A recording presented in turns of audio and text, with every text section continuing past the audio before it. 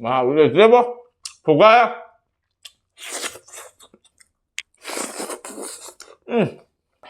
paneer थोंबदा कोटलगा नईरगे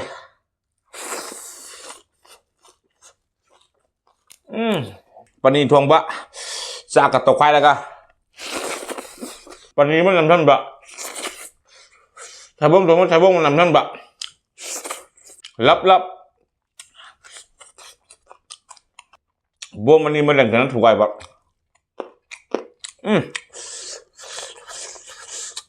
Peru सुम नमथनबा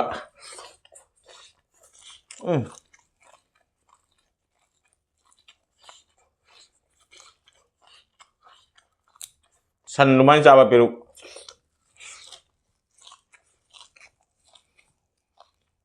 let's go baby look kiki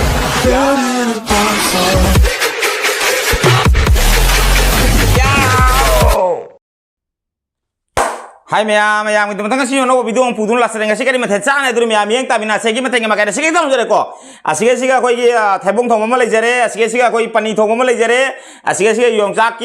khara tau na mit te hai te yongchak tum yongchak lejare asike sika na peruk lejare kot na baida asike sika koi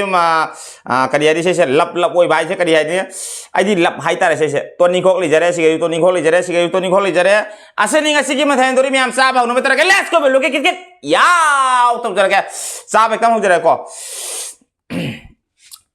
mayam cha di mangda mayam do wahai man tang hajirang kai no di ai ngon da ji request to biranu mayam na nga chak cha ba gi request to biranu ai nga chak cha dre kuire tang ama dei nga chak cha dre ai na thangat ki ba tang ama gi batung ko thangat ki ba video sing do loina ai gi keno gin tani hana sem ge video nga thani ase sina ngasi sem mi ba video sina keno gi ngasi na tang kya no ngasi na tang mari nung dang video sem mani hayang tang manga thador ni se video se nga chai tai ka video se mani pas tai ka video tharani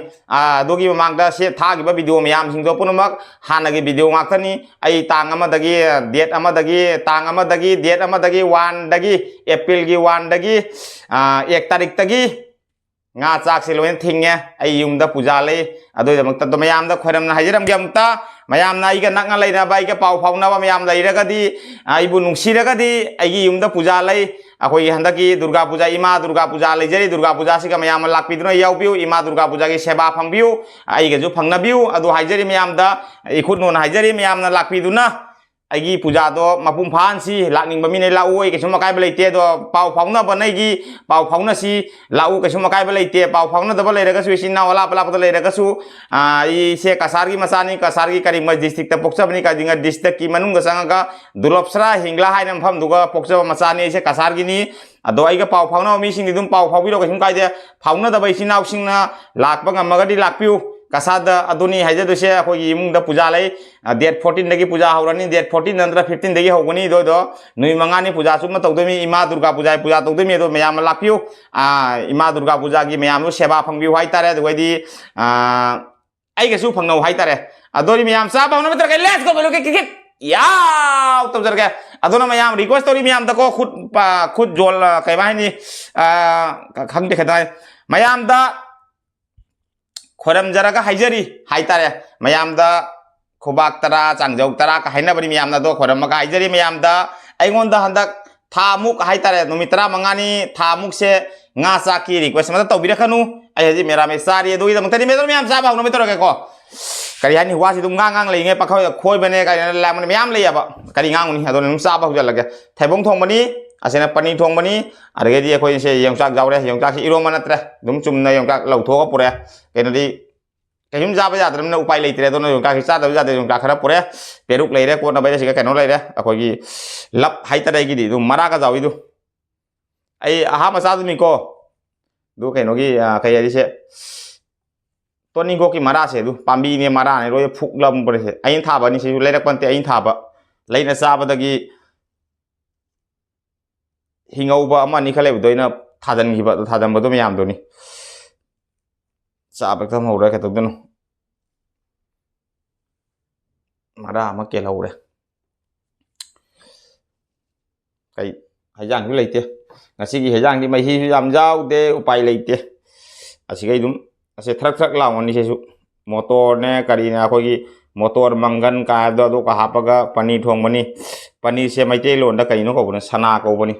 संगोम सना कायदो अदुन तीन का चुम्मे चाब एकदम हौरगे सेना थैबोंग थोंबनी पनीर से ngasi खरा pick pink के कोइना चावना कपदो कक्निंग्रेब आई ngahande video semda ngamdre yu thabak yam chinbanina thabak su yar ending chaliaba andagi tha loisilakpagi akhogi handa akhogi asigana haragana bihu harau kumai haitare akhoi chunda haragana maitei da haraga sajibu cherau bakaido adogi matamda akhogi thabak tadi office tadi yar ending chaliaba ado april gi tang ama dagi yar ending chapasina wari thabak su yam chinbadona video semga gadi merami sabagi su labanina tang ama dagi video kuire video semde jafana kuire in thai video do hana in tadi ko aduna ngarang video thaningai leitadra ina keno tha khare dum ai wahai khara iraga ina community post tobani do ai bu nungsidama myam adi khangwani nungsidama myam adi khangre nungsidama myam di haira kadama myam haira kani khangya ba kaidoni myam puram thengnara chapatai punsi lamben ai sidi ajikti myam da request on haijari atopa ina saba da do wahai du diam ta haibiranu sibinaranu ima durga puja simatang mai pak nang tang ken tau ge puja tau jahi ge ado anak pa lei bai sinau sing ala pa lei daga su lak ning ba lei daga su contact lei na daga su message habiro ge suma kai ba leite lakpiu kasada do anak pa lei bana contact tau biro contact tau dra su akhang ma myam adum lakpiu ge sum kai de ima durga puja gi seba phangbiu adu ge di ai ge su phangna ba gi timing tanja ma pijari ai su kuina suti phangde puja se loi ba ga i phalam laktumi adur myam sa ba nu tar ge let's go belu ki ya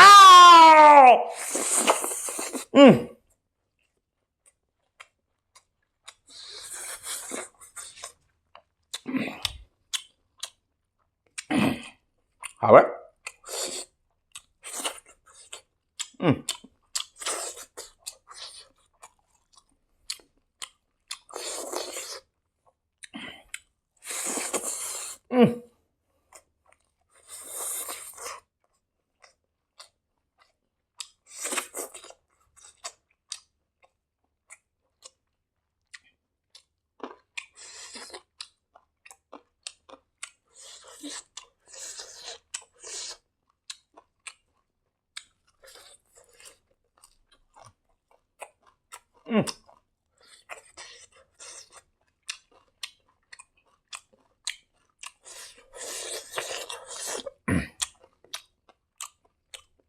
anh ngán hay không kìa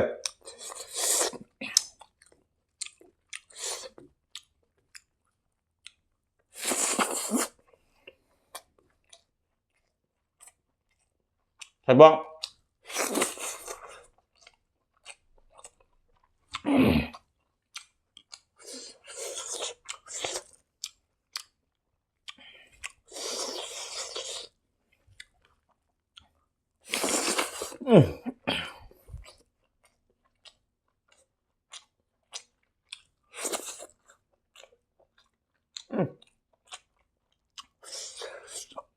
thấy không thì mì rau kìa phải năm bắp lòng nè thua nghe chứ phải đi xuống một chút mấy trăm hấp ra tôi đi quốc gia ham mà sao hai mươi năm trái mà mana trái mà quốc trái bớt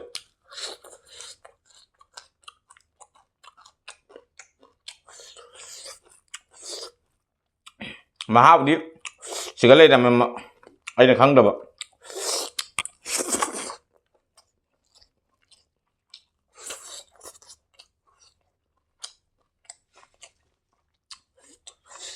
aduh so inta ba pambi dagi phuktet pani khara ngarang nung ta ba nong khara thing kale yam ma cha mam pok thore ga aduh khara sat na phuk na pura kon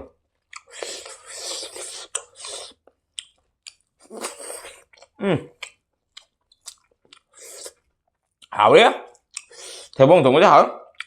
pani su hảo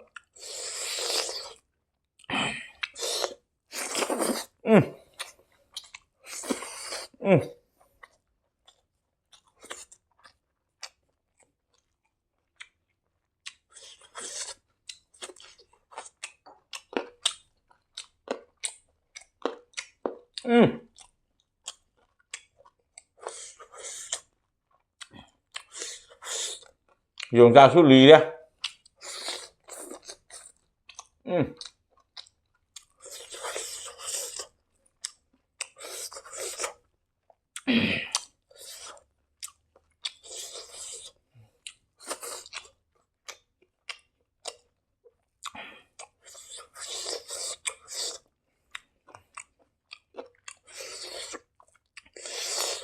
Aibu naning ba ibu nung sibay sinapsing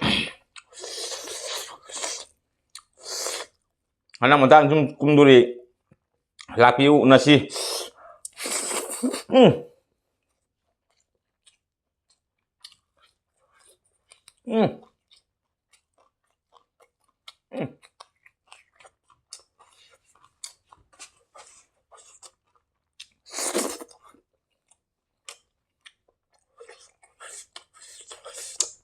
hả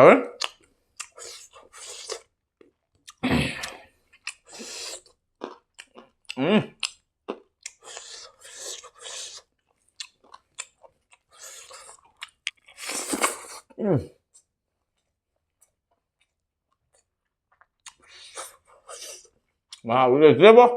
buka ya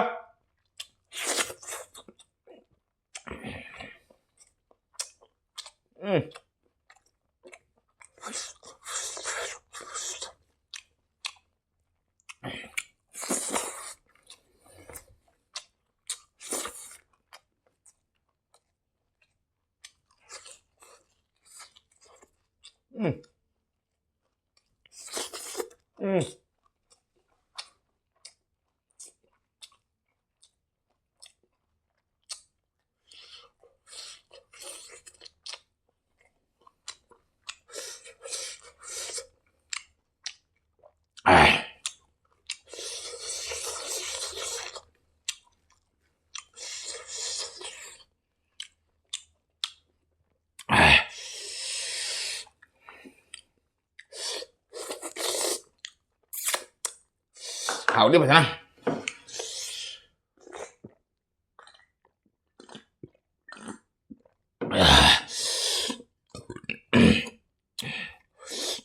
isin tahu apa mu ye hảo đi mà xem asina panin ngak ni jam chau na panin kak tre pik na kaya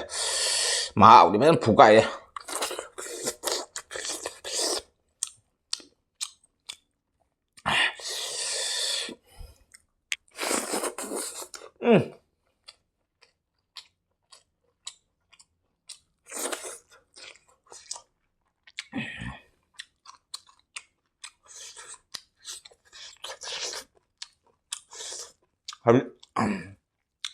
Habis peru kila antara ka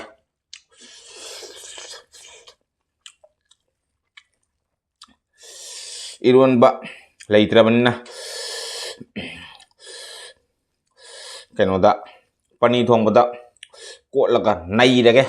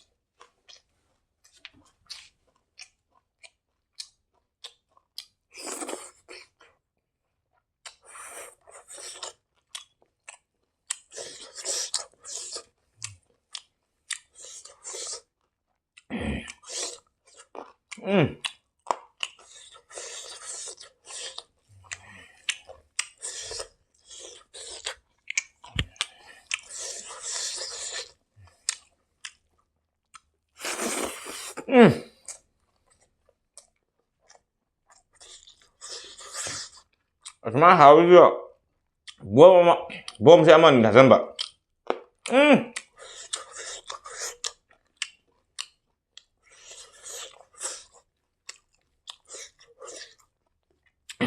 mỗi miam là phụ qua là cũng máu chỉ có gì hay luôn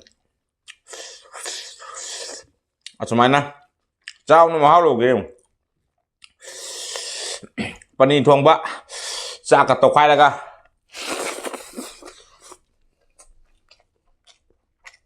ปนีมันนำท่านบะ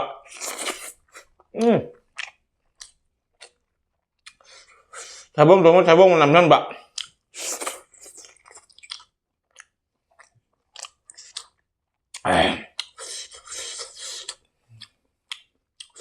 กดนะบางทีลับ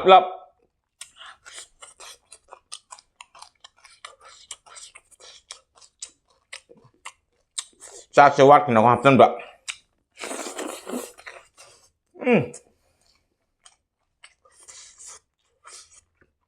บัวมันนี่มันแหล่งกันนั้นถูกไว้แบบ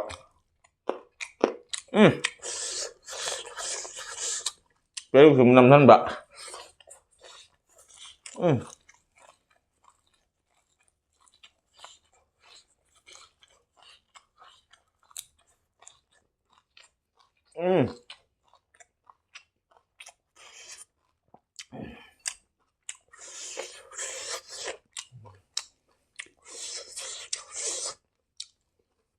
เราทำได้บัวมันนี่ผมทันท่านแบบ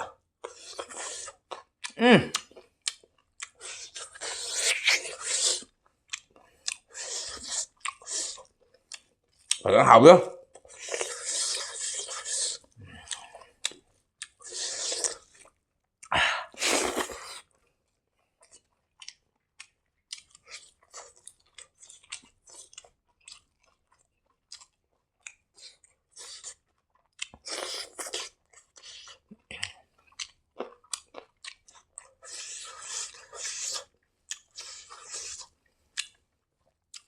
san lumayan siapa pero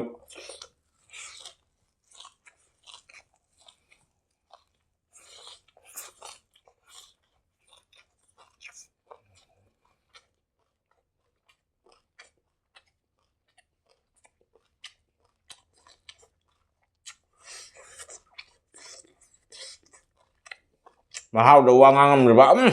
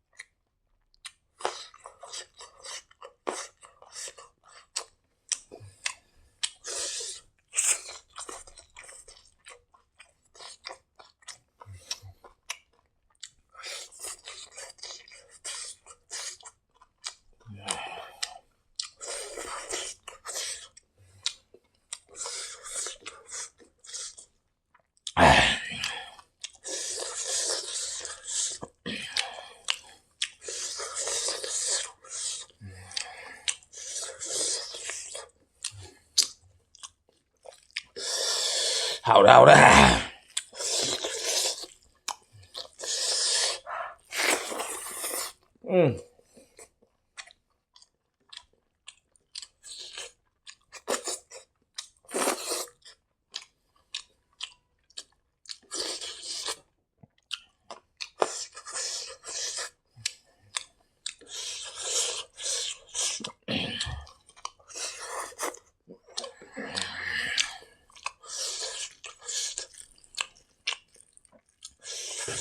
phải nó hào lên cái gì mà hào anh xem bọ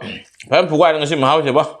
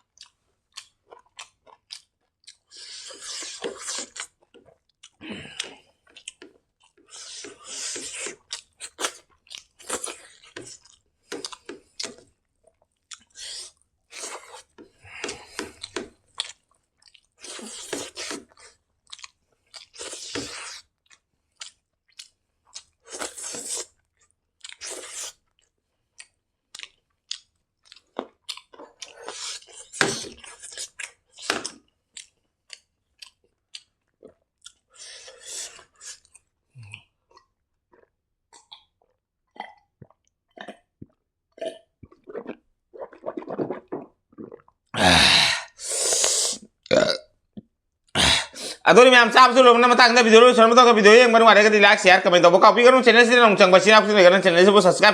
subscribe to mta na bella ko ke treng la lu ka bi kanu adori song mi na te ngai ge na mu do thang boding kita